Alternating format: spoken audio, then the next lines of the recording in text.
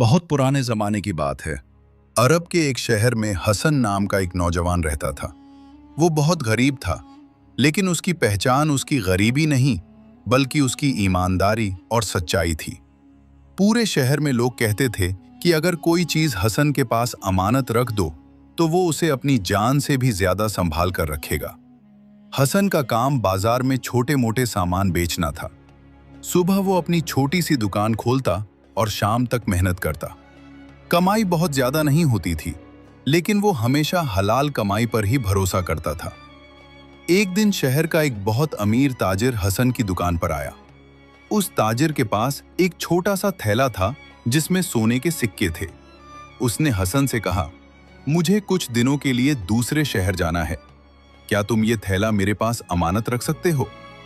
हसन ने बिना देर किए कहा, अगर आप मुझ पर भरोसा करते हैं तो मैं इसे अपनी जिम्मेदारी समझकर संभालूंगा। ताजिर ने वो थैला हसन को दे दिया और चला गया। दिन बीतते गए।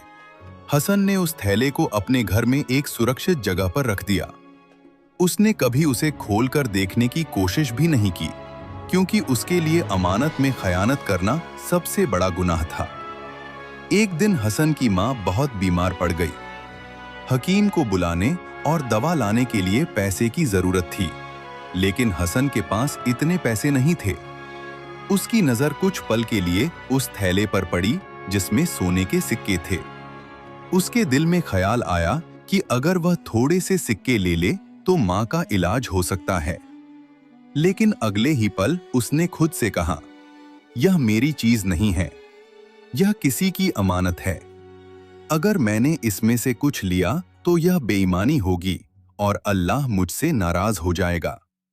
उसने उस थैले को हाथ भी नहीं लगाया।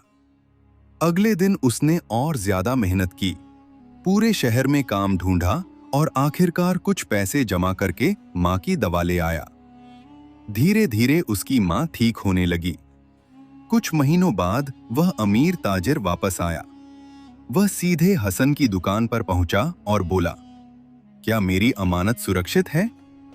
हसन मुस्कुराया और तुरंत वह थैला लाकर उसके हाथ में दे दिया। ताजिर ने थैला खोलकर देखा तो सारे सोने के सिक्के वैसे ही थे जैसे उसने रखे थे। वह बहुत हैरान हुआ। उसने कहा, तुम जानते हो इसमें कितने सोने के सिक्के हैं? हसन ने सिर झुकाकर कहा, नहीं, मैंने कभी इसे खोलकर नहीं देखा। ताजिर यह सुनकर बहुत प्रभावित हुआ। उसने कहा, आज के समय में इतनी ईमानदारी बहुत कम लोगों में होती है। फिर उसने थैले में से कुछ सोने के सिक्के निकाले और हसन को देने लगा। मगर हसन ने कहा, मैंने तो सिर्फ अपना फर्ज निभाया है, इसके बदले मुझे कुछ नहीं चाहिए। ताजिर और भी ज्यादा खुश हुआ। उसने कहा, अगर तुम इनाम नहीं लेना चाहते तो मैं तुम्हें अपने कारोबार में साझेदार बनाना चाहता हूं। यह सुनकर हसन हैरान रह गया। उस दिन के बाद हसन की जिंदगी बदल गई। वह धीरे धीरे शहर का एक बड़ा और सम्मानित व्यापारी बन गया। लेकिन उसने कभी अपनी ईमानदारी और अल्लाह का डर नहीं छोड़ा। वह हमेशा लोगों से कहता था, दुनिया में सबसे बड़ी दौलत ईमानदारी है। जो इंसान अमानत की हिफाजत करता है, अल्लाह उसे ऐसी बरकत देता है जिसकी वह कल्पना भी नहीं कर सकता।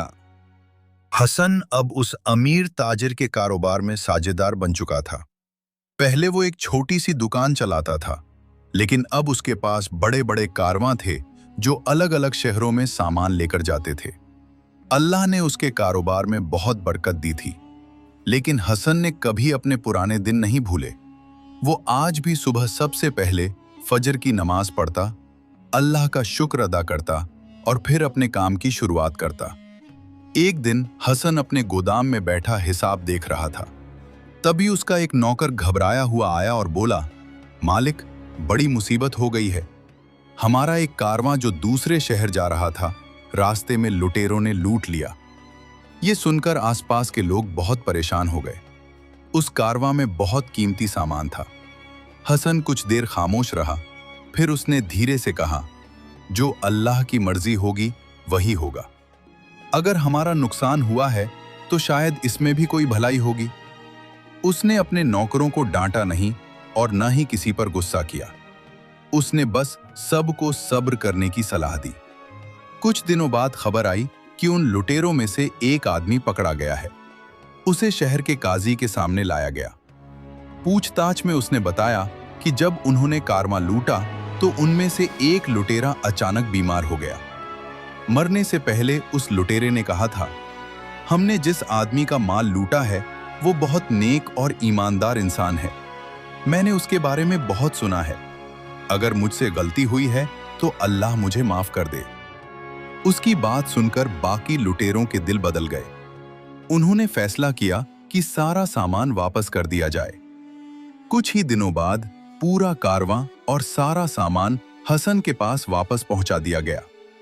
ये खबर पूरे शहर में फैल गई। लोग कहने लगे कि अल्लाह ने हसन की ईमानदारी और सब्र का इनाम दिया है। उस दिन हसन ने अपने नौकरों और गरीब लोगों को बुलाया और कहा, आज जो हमारा माल वापस आया है ये सिर्फ हमारी मेहनत की वजह से नहीं बल्कि अल्लाह की रहमत से हुआ है। फिर उसने उस माल का एक हिस्सा गरीबों में बांट दिया। शहर के लोग ये देखकर और भी ज्यादा हैरान हो गए। कोई इतना बड़ा नुकसान होने के बाद भी इतना सख्त दिल नहीं था कि वो अपना माल दूसरों को दे दे। एक बूढ़ा आदमी हसन के पास आया और बोला, बेटा, मैंने अपनी पूरी जिंदगी में बहुत अमीर लोग देखे हैं, लेकिन तुम्हारे जैसा दिल वाला इंसान बहुत कम देखा है। हसन मुस्कुराया और बोला, असली अमीरी माल दौलत से नहीं होती।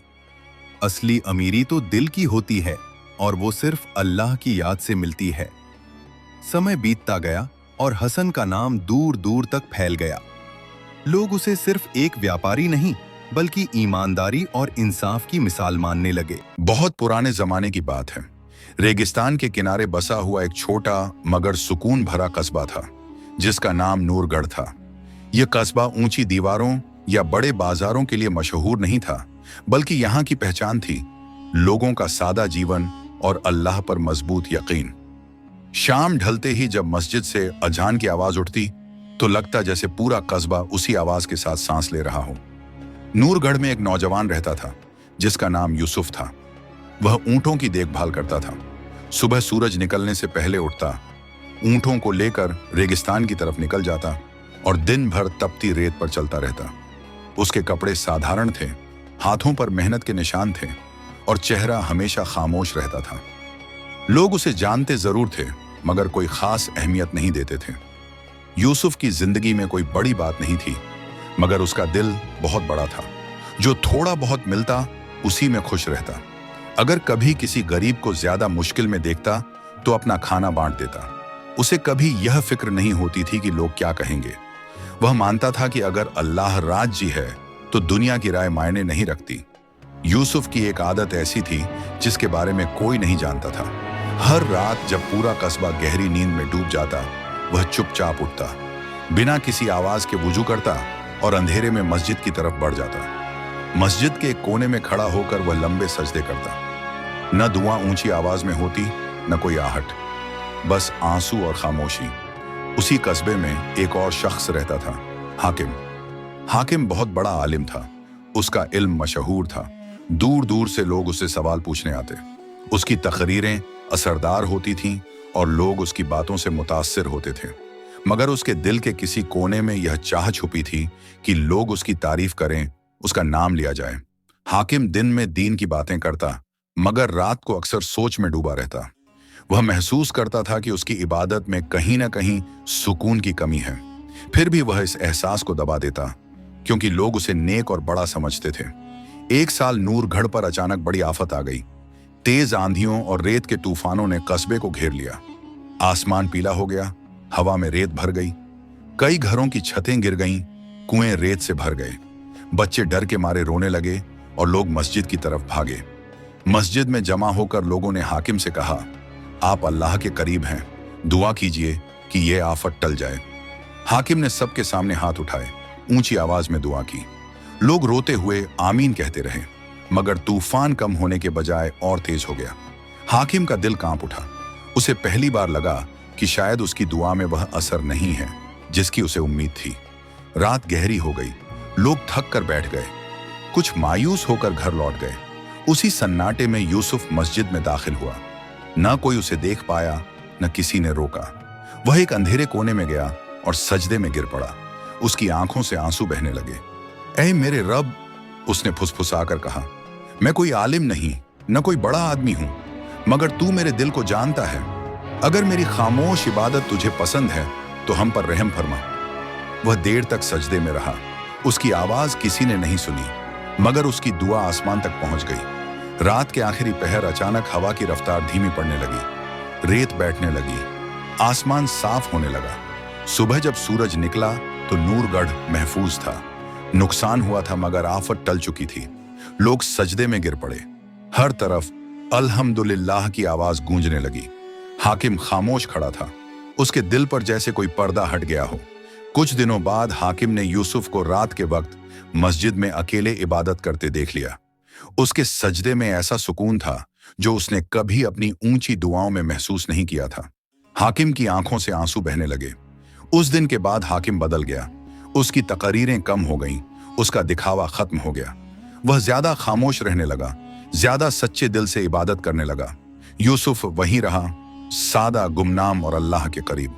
और नूरगढ़ के लोग आज भी कहते हैं, सबसे कबूल होने वाली दुआ वह होती है जो सिर्फ अल्लाह सुनता है। हामिद फकीर की सबसे बड़ी खूबी ये थी कि वो किसी की नीयत पर हुक्म नहीं लगाता था। जो आता उसे पहले इंसान समझता, फिर मुसलमान। वो कहा करता था, अल्लाह के यहाँ सबसे भारी अमल वो होता है जो बिना देखे किया जाए और बिना बताए सह लिया जाए। कई बार ऐसा होता कि शहर के बच्चे उसकी झोपड़ी के बाहर शोर मचाते, कभी पत्थर फेंक देते। हामिद तब भी मुस्कुरा देता और कहता, या रब, ये नादान हैं, इनके दिल अभी तंग हैं, इन्हीं भी वक्त के साथ वसी कर दे। शहर की औरतें अक्सर अपने घरों की छतों से हामिद को मस्जिद के दरवाजे पर बैठे देखती और आपस में कहती, अगर सब्र का चेहरा होता तो ऐसा ही होता। हामिद को सबसे ज़्यादा तकलीफ गरीबी से नहीं होती थी। उसे दर्द तब होता जब वो देखता कि लोग मुसीबत में सबसे पहले अल्लाह से शिकायत करते हैं और आखिर में उसे याद करते हैं। वो अक्सर कहा करता था, दुआ का मतलब ये नहीं कि अल्लाह से हिसाब लिया जाए, दुआ तो ये है कि खुद को अल्लाह के हवाले कर दिया जाए।